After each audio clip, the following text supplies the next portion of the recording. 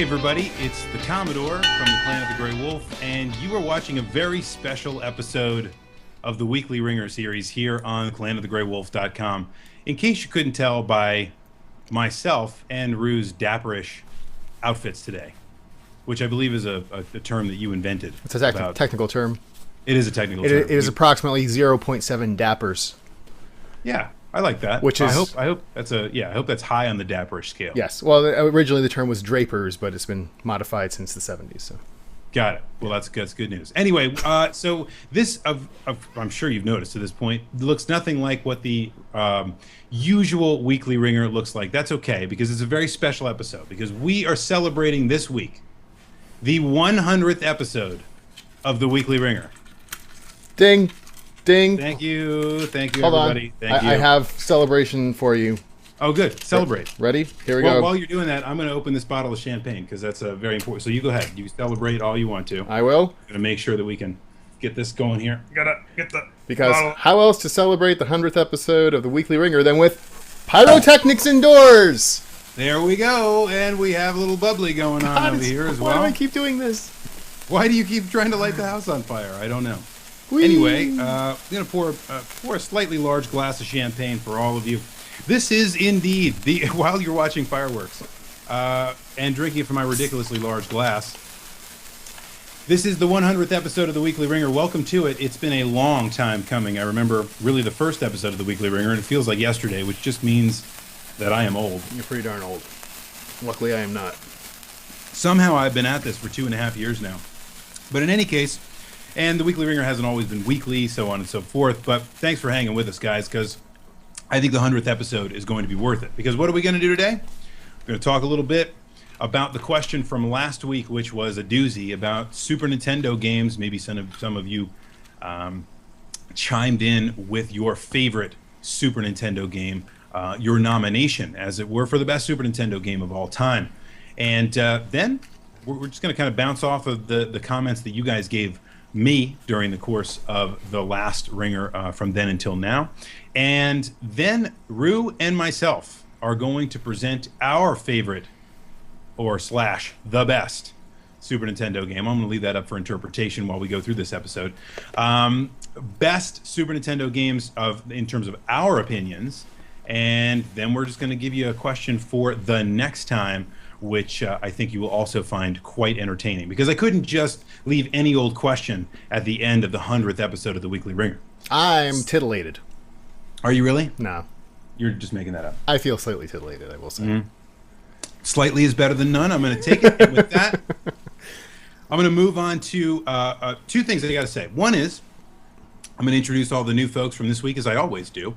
The other thing is that after this episode, so don't worry, the Weekly Wringer's not going anywhere, but I want to take a little step back, retool the show a little bit. I'm going to tweak it here and there and see if I can't kind of perfect the form after all the lessons I've learned from the first 100 episodes or so. And I think it'll be better for everybody involved. So there's going to be a little hiatus from the Weekly Wringer. It won't be quite so weekly. Are we going to get one of those GIFs from like 1998, like the under construction kind of guys digging a hole? It's going to be literally like 40 pixels by 40 pixels wide, stretched to 1,000. Put it right under the hit counter. Yep, and it's just going to be this, right under the hit counter that counts how many hits we've got, and it's just going to be this guy doing this all day. No, we're going to take a little hiatus from the show. It won't be too long. I just want to take some time to retool the show. I got some really good feedback recently from a number of different sources about how we can make the show a little bit better. I'm going to take that advice, and I'm going to run with it. So bear with me while we're doing that. And, of course, the other show that I run here, the old Echo Screen Live, is going to be going strong and going absolutely nowhere. I'll have that. I'll have that, too.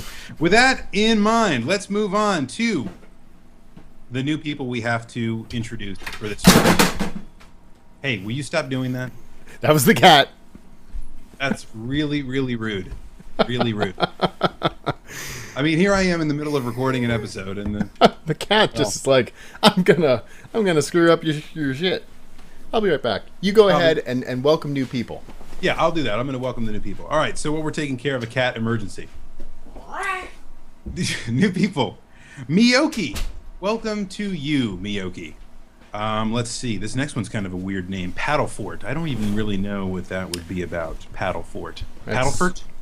It's a fort that is able to move slowly through the water. I suppose, but it's only one T in it, so I'm not... Paddle? Anyway. B234. Welcome to you, B234. Hi. That's a good name. And Fluffy Kitties. Well, Fluffy Kitties has already destroyed my show once today. Might as well continue the trend with you. Welcome to you, Fluffy Kitties.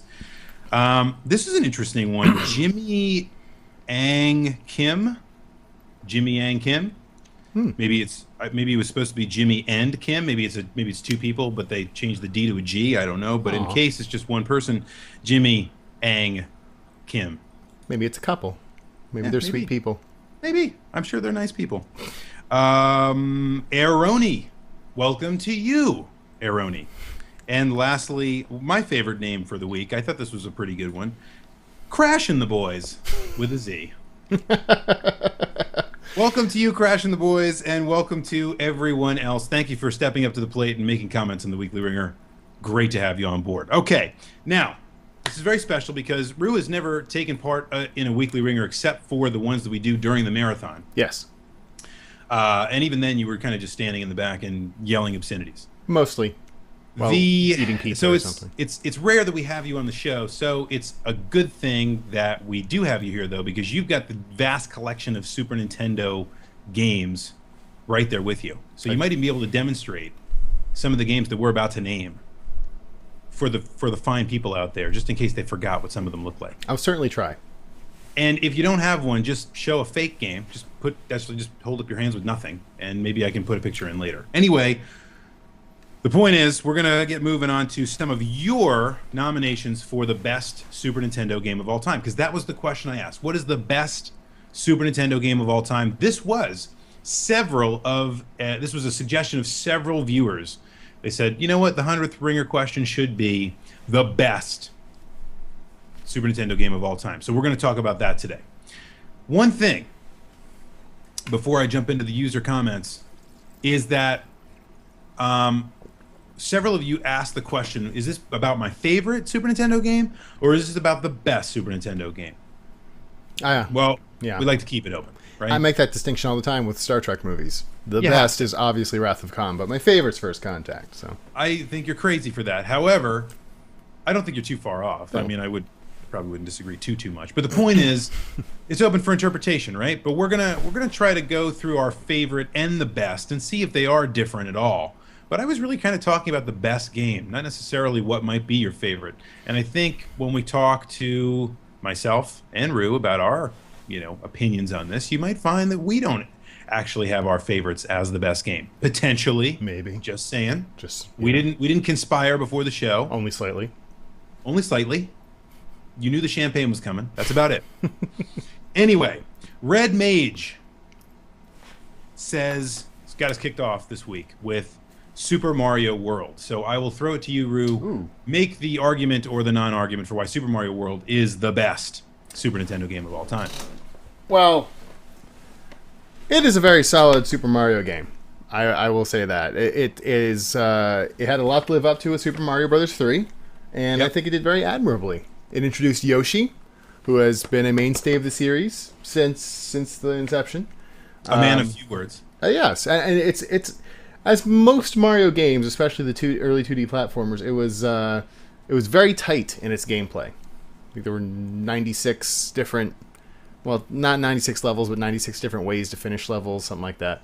Had a lot of secrets, and frankly was an amazing showcase for the Super Nintendo starting off. I think that's probably the best argument you can make for it, right? So I think one of the reasons I'd argue for it is because it really shows off what the Super Nintendo could do, which is what every good first-party Nintendo game that ships with a console does. And I think it was a clear, better presentation of Mario. It was a clear improvement over Super Mario Bros. 3. Ooh. And, can't argue with that. I would say it's one of the best games in the series. It's certainly very tight. It's difficult to beat in that regard. There really aren't any holes in it. It's difficult to break the game. I mean, it just kind of works. And it's withstood the test of time very, very well. So I think Super Mario World definitely is up there as one of the best of all time. Would you call it top 10 if it isn't your favorite? Oh, certainly. Okay. Well, I mean, if we're talking best, yeah, I think it's in the top 10. Okay, good.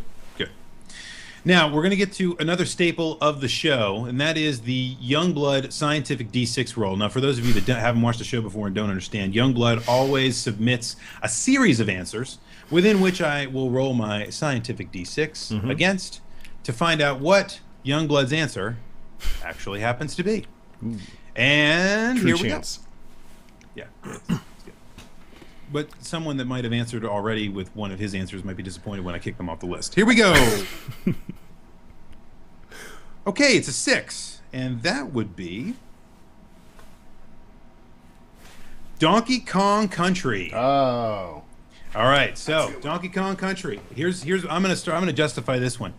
I think So one of the things that Youngblood said, and I think several people said this, was that Donkey Kong Country was one of the first platformers that was just as good as Mario, but wasn't developed by Nintendo, right? Mm-hmm. By Rare. By Rare, resurrected an old property from Nintendo that they really kind of weren't using very much at all, or to kind of lesser effect. And I thought the game was kind of a masterpiece. It showed off. I mean, the graphics on that game, even though they were all pre-rendered, so on and so forth.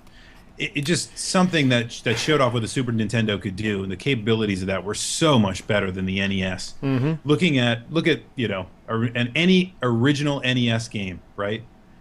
And then and by original I mean first party. Look at any first party NES game, and then look at Donkey Kong Country, and it looks like you are basically leaping ahead 20 years. Because the technology is so completely and totally different and better. So it's a great game. It's a lot of fun. I still play it. I still play both Donkey Kong Country 1 and 2. I love both of those games. They're fun. It's exciting. It uses Donkey Kong in a cool way. What do you think? It's definitely, the graphics are quite amazing. And you say, oh, well, yeah, they're pre-rendered. But still, this is the Super Nintendo. To even have pre-rendered graphics like this are pretty amazing. This came out in 94, I believe. Yeah. And so it's near the end of the Super Nintendo's life cycle, so people are figuring out more interesting ways to get around to doing it. Definitely a fun game. I'm going to argue slightly against it being one of the best on the system, though. I think if you compare this to Super Mario World, which I didn't have much bad to say about at all, nothing, I think that's definitely a more complete platformer. This is, while fun, and you have certain things to do, like you have your pets, like I can't remember the rhinoceros. I can't remember the names, like the rhinoceros and the swordfish and things like that. Yep. That's about it. There aren't a lot of power-ups or anything like that for Donkey Kong. And interestingly enough, don't get hit. Yeah. Yeah, one of the stories of whether it's true or not, I guess you could debate, but was that when Super Mario World 2 came out, right around the same time as this, which had like a lot of interesting mechanics going on with Yoshi and Baby Mario and all this other stuff. And Donkey Kong Country became this huge hit, almost overshadowing Mario World 2. Shigeru Miyamoto was like, what the hell is going on?